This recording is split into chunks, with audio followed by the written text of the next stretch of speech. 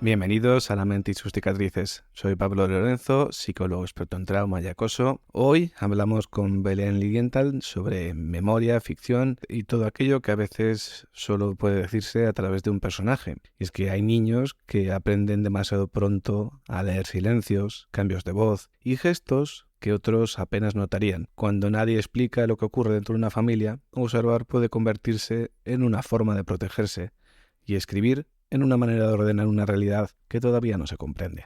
Aquí Belén Lilienthal trasladó parte de esas experiencias a su libro El cuaderno de los secretos, la primera novela de una trilogía protagonizada por Lily, una niña que registra en sus cuadernos aquello que no puede contar en voz alta. Esta no es solamente una entrevista sobre literatura, hablamos de abandono emocional, secretos familiares, vínculos contradictorios y duelos en los que se llora tanto a la persona perdida como aquello que nunca pudo ofrecer. También, además, hablamos del incendio de Campanar en Valencia, donde Belén perdió su vivienda y casi todas sus pertenencias. Un acontecimiento real, reciente, que terminó entrando en la novela y modificando su forma de contar la historia, además. Y dicho esto, vamos directamente con la entrevista.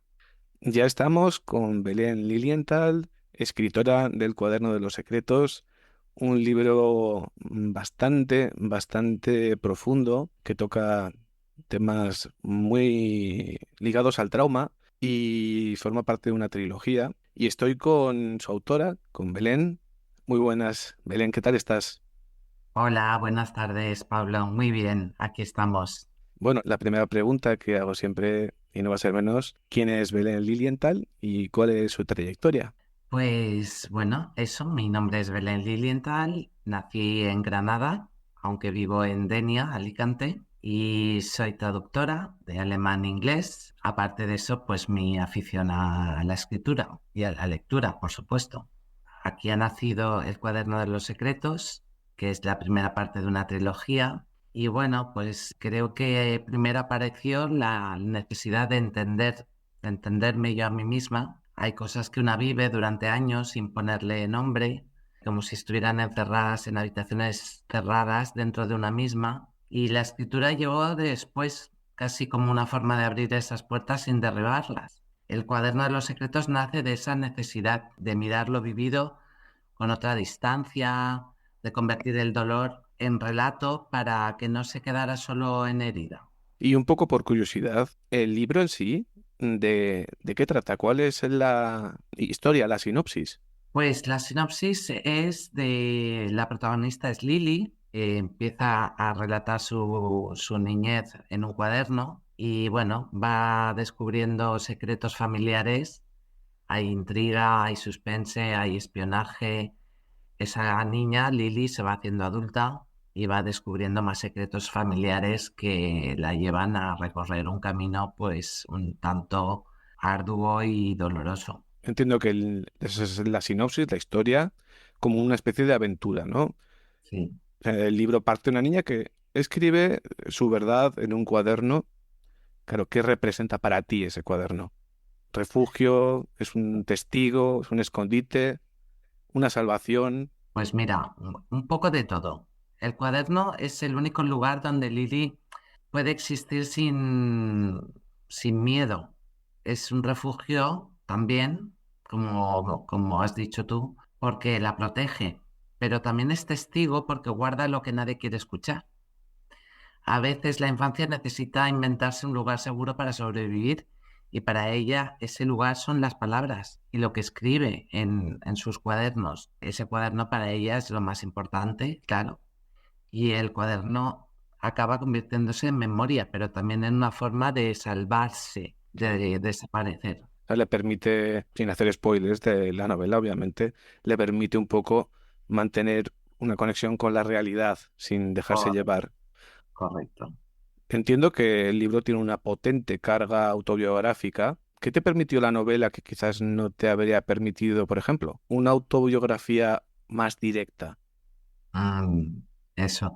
Sí, una autobiografía así 100% la quería evitar. Y la ficción me dio aire. Es verdad que vino el flash, digamos, a raíz del incendio, que hablaremos más tarde de él, Sí, sí, pues es muy importante, sí. pero la ficción me permitió acercarme a emociones muy reales sin tener que explicarlas como un expediente, ¿sabes? Sí. Hay verdades que solo pueden contarse a través de personajes ficticios, porque la literatura tiene una forma más humana de entrar en el dolor. Lily soy yo y no soy yo, pero muchas de las emociones de Lily sí que nacen de lugares que yo conozco profundamente. Hombre, la verdad que Lily se parece un poco a Lilienthal. Sí, viene de ahí. Ya, ya. Pero Viene sí, de ahí. sí. Entiendo que al final esa niña, Lily, cuando una niña vive abandono emocional, como aparece en la novela, muchas veces aprende a observarlo todo. Lily escribe porque imagina mucho o porque necesita entender demasiado pronto algo que no tiene explicación. Pues yo creo que Lily escribe porque ha tenido que crecer demasiado rápido. Los niños que viven determinadas ausencias desarrollan una especie de radar emocional. Observan silencios, gestos, cambios de voz. Y Lily escribe para ordenar un mundo que no entiende y para encontrar sentido a cosas que ningún niño debería cargar tan pronto, porque esa ausencia es un trauma. Lily en la novela que es capaz de hacer que, por ejemplo, no pueda hacer un niño que no haya tenido que vivir ese tipo de experiencias. Puede leer silencios o tipos de silencios, Eso es, matices en la voz que quizás otro no se fijaría. eso es. Observan mucho los silencios, los gestos, los cambios de voz, las maneras de actuar de sus padres. Es lo que te comentaba. En eso los niños que viven esas ausencias lo desarrollan especialmente. En la historia aparece la familia como un lugar lleno de secretos indescifrables prácticamente, entonces un niño está perdido. ¿Qué dirías que hacen los secretos dentro de una casa cuando nadie los nombra? Pues mira, los secretos yo creo que nunca desaparecen. Se transforman en silencios, en tensiones, en miradas que se esquivan. En muchas familias ya hay historias enterradas que terminan condicionando incluso a quienes no la conocen. Eso Sí, pasa en todas las familias. sí. En la novela, en el cuaderno de los secretos, estos secretos actúan casi como fantasmas. Viven dentro de la casa aunque nadie pronuncie sus nombres. No sé si Ajá. me entiendes. Sí, sí, sí. Es que es trauma generacional prácticamente. De Total. repente un nieto nota que hay una tensión familiar en algo en concreto, pero nadie le ha dicho nada. Correcto. Solo sabe que hay algo que no se puede decir, que no se puede contar, Eso es. que, que mencionarlo conlleva una mirada, por ejemplo. Eso es. Eso es. Sí, sí. Eso es. ¿Y cómo se siente eso? ¿Como forma de tensión en el cuerpo para la propia Lily? ¿Cómo encerrarse más en sí misma? Claro, eso es como una tensión total en todo su cuerpo y mente.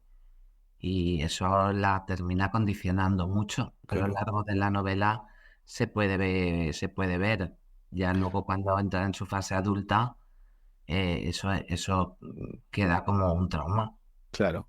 Porque claro, esto es importante. Eh, Lily o Belén que no podía contar lo que estaba viviendo, no tenía ese apoyo necesario. No, lo escribía todo en su cuaderno, pero contarlo ya hasta que no llega a la fase adulta no lo puede contar, claro. Es muy evidente lo que pasa con el padre, lo que pasa con su madre. Entonces, inventárselo no cabe esa posibilidad. Ni que tuviese el pensamiento de...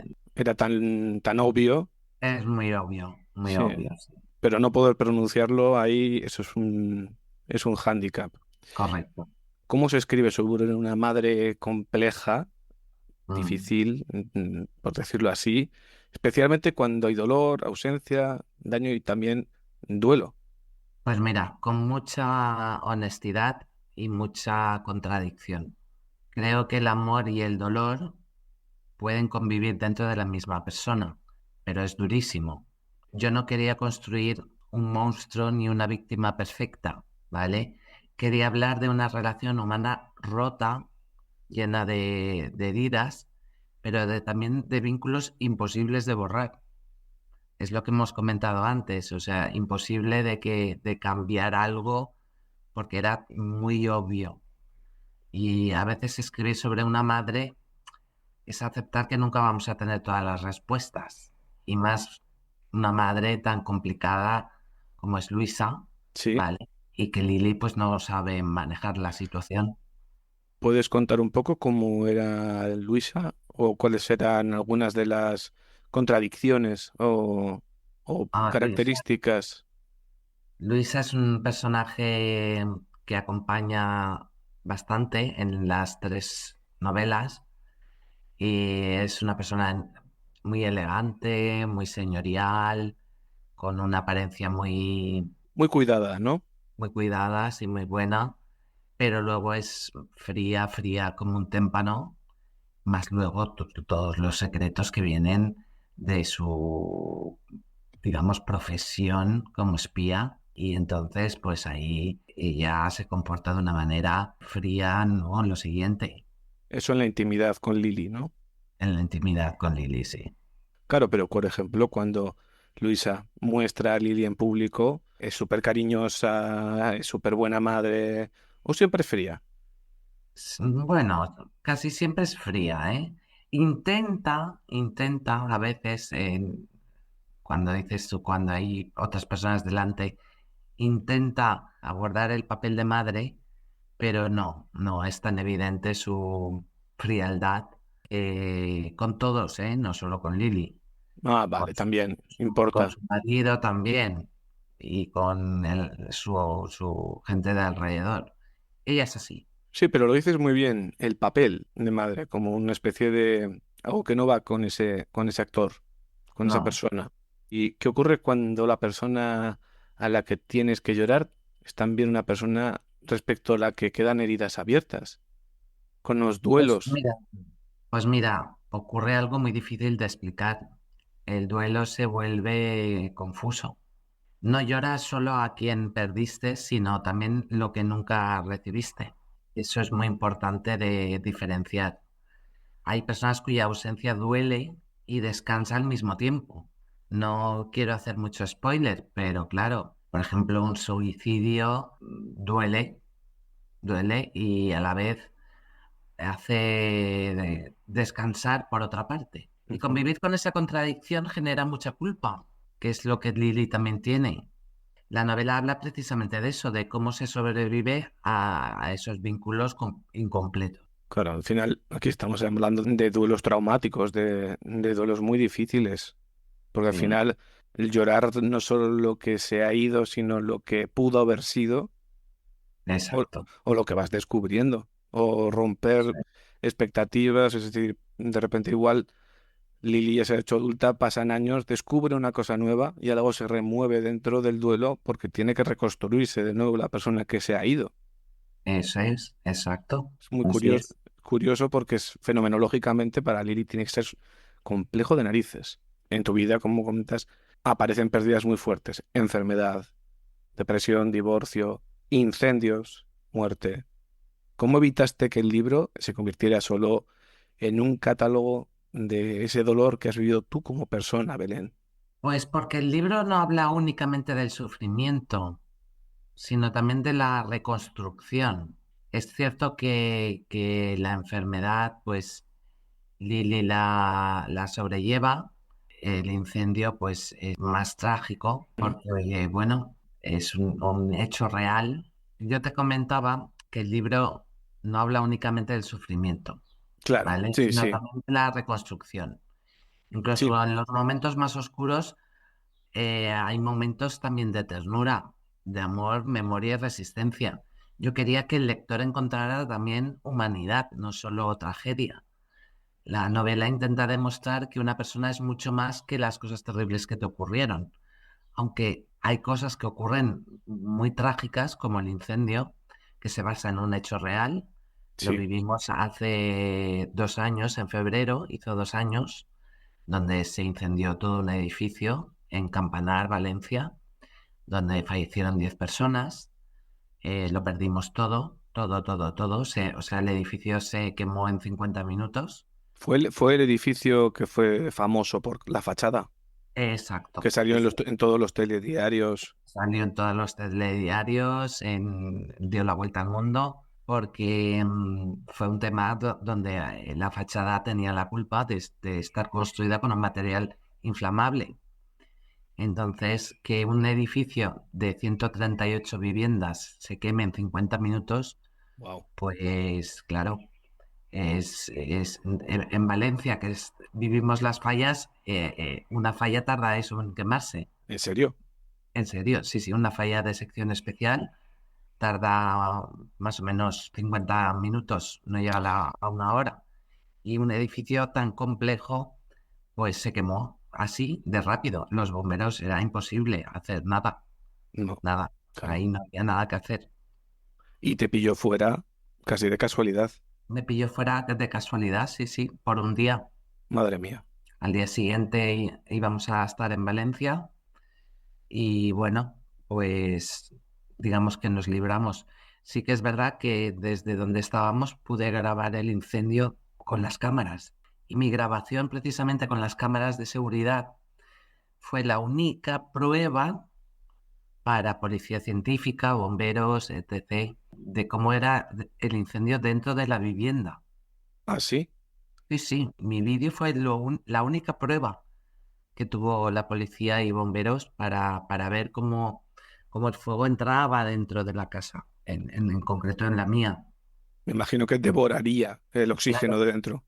claro, ya una vez entra dentro por una de las ventanas, se fue la luz y la grabación dejó de grabarse.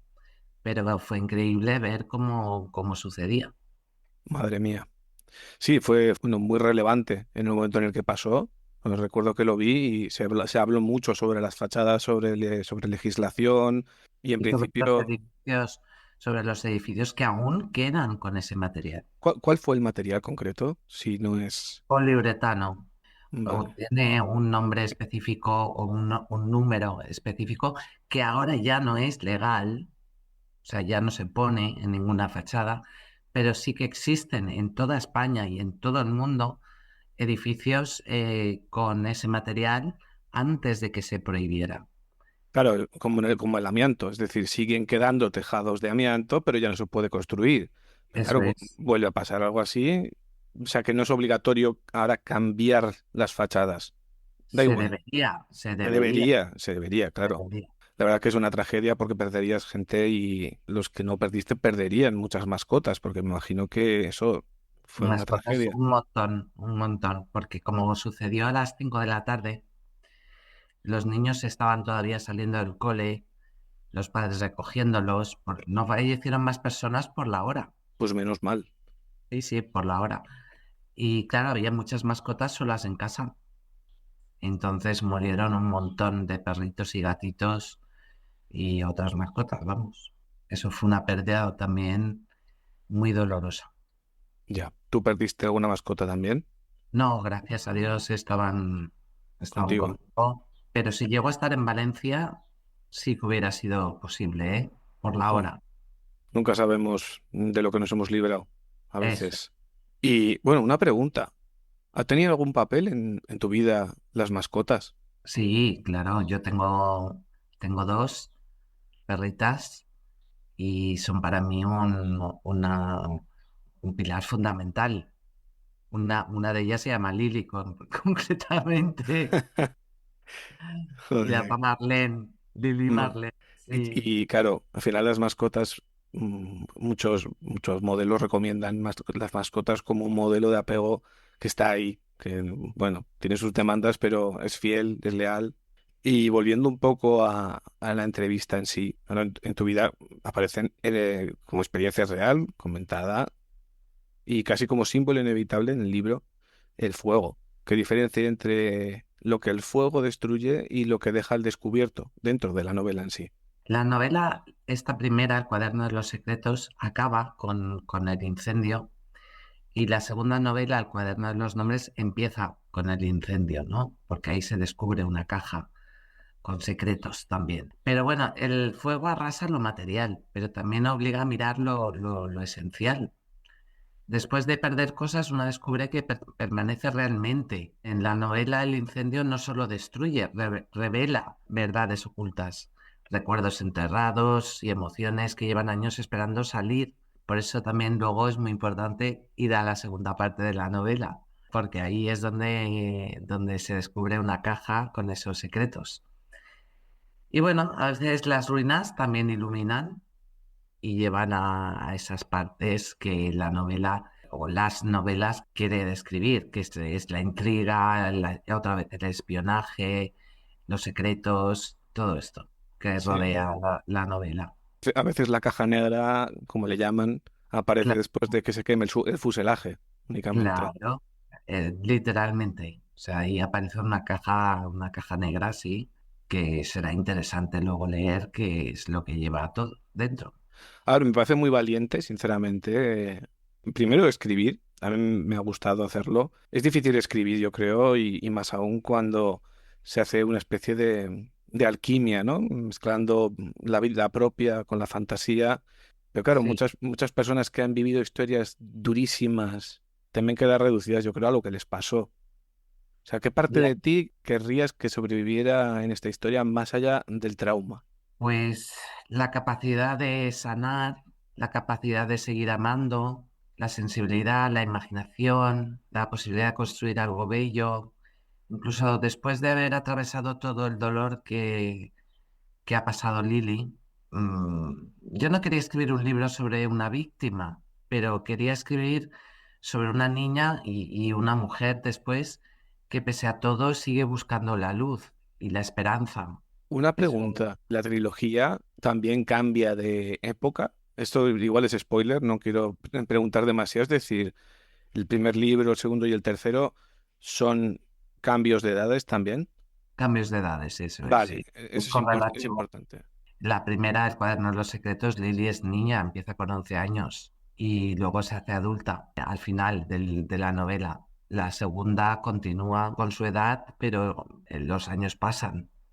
Y el tercero, pues es la actualidad, porque lo acabo Ujú. de terminar. Lo acabas de terminar Sí, sí. y lo has publicado Acabo. ya. No, no, todavía no. Está en fase de revisión, Vale, qué pero guay. escrito está. Muy bien. Yo creo que a las personas que nos escuchen les puede interesar mucho el libro, muy interesante. Por ahora están el primero y el segundo de la trilogía y como podemos escuchar, el tercero está en camino, así que tenéis tiempo para poneros al día antes de que publique. Y después de estar escribiendo estos libros, ¿sientes que has cerrado una puerta, que has abierto una habitación o que por fin has dejado una luz encendida dentro de esa casa en la que estar? Pues yo creo que he dejado una luz encendida, sobre todo en el cuaderno de los secretos. O sea, tienes muchas ganas de seguir leyendo. No siento que ciertas historias se cierran del todo, pero sí que dejan de vivirse en oscuridad. Escribir este libro fue entrar en habitaciones, como tú me has preguntado, que llevaban años cerradas y por primera vez quedarse dentro sin miedo. Entonces, sí, sí, de todas hay una luz encendida dentro de esa casa. Una pregunta para cerrar antes de nada. ¿En qué momento decidiste escribir este libro? Con el incendio. Ah, vale. Cuando sucedió el incendio, o sea, hace 2 años Sí. y un poco más, es la chispa que me dio para escribir este libro. O sea, ¿qué es lo que hizo despertar ese deseo de crearlo? Sé que la pregunta es un poco redundante con la anterior que te he hecho, pero ¿qué te llevó a querer llevarlo a cabo? Pues empezó pues viendo todo lo que se había perdido y lo que algunas personas recuperaban, que sacaban los bomberos de sus casas, cajas fuertes, libros, cosas que a lo mejor se habían salvado, pocas, pero algunas. En mi caso fue nulo, ¿eh? En mi caso se perdió absolutamente todo. Pero hay otros vecinos que recuperaron alguna caja fuerte o libros. Y cuando yo vi esa escena, es cuando hizo mi cabeza clic. Dice, yo tengo que contar algo sobre esta historia. O dejar un pozo de lo sucedido, ¿no? Que no se quede solo en un Exacto, recuerdo. eso Sí, es. tiene todo el sentido del mundo. Además, como sublimación, como proceso, como digestión y metabolización es precioso, aunque haya sido duro, pero también seguro que liberador. Sí, ¿Cómo pueden encontrarlo nuestros oyentes para comprarlo online? Me imagino en Amazon, en Amazon está disponible el cuaderno de los secretos y el cuaderno de los nombres. Ambos están en Amazon. en formato tapa blanda y Kindle Y también. Kindle, Muy sí, bien, también. vale. Pondré el link en la descripción para quien quiera buscarlo Muy y, bien. y que lo disfruten, la verdad. Belén, Ojalá, sí, ojalá y yo creo que lo van a disfrutar. ojalá lo disfruten. Belén, muchísimas gracias por abrirte ante el micrófono, ante la audiencia de La mente y sus cicatrices. Me parece aparte de escribirlo, poder hablar de esto con soltura, me parece muy valiente, la verdad. Muchísimas gracias por estar aquí. Gracias, Pablo. Gracias siempre a ti. Y hasta aquí llega el episodio de hoy. Un poco más breve de lo habitual, pero espero que lo hayáis disfrutado. Recordad que tenéis el correo electrónico la mente y sus cicatrices @gmail.com para cualquier duda, sugerencia de tema o pregunta. Muchas gracias por estar ahí, por escuchar y nos vemos en el próximo episodio.